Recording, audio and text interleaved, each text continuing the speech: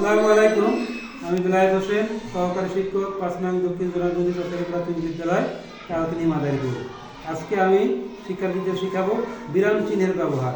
বাংলা ভাষা শুদ্ধভাবে পড়তে লিখতে জানার জন্য বিরাম চিহ্ন প্রয়োজন। বিরাম চিহ্নের মাধ্যমে একটি পড়া আমরা সঠিকভাবে পড়তে পারি। তাই আমরা আজকে বিরাম চিহ্ন নিয়ে শিক্ষার্থীদের মাঝে আলোচনা করব।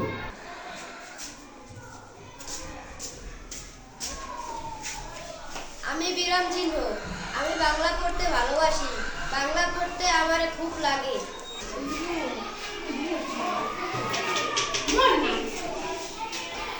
আমি কমা শব্দের মাঝে বসি। আমি আমার সময় 1 সেকেন্ড।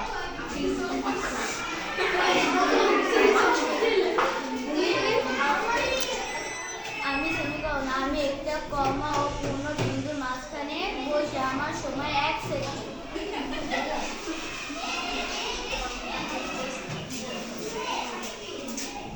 আমি দাঁড়ি বাক্যের শেষে আমি বসি। আমার সময় 1 সেকেন্ড।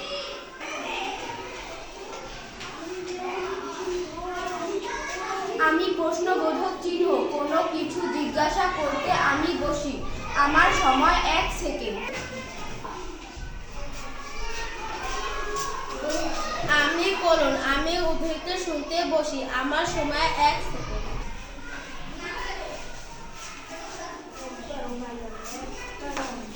আমি বিষয় সূচক চিহ্ন আবেগ প্রকাশ করতে বসি। আমার সময় 1 সেকেন্ড।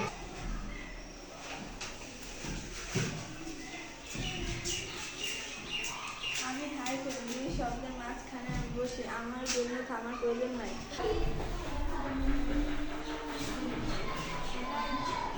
তোমাদের সবাইকে আজকের পাঠে ধন্যবাদ। আবার দেখা হবে।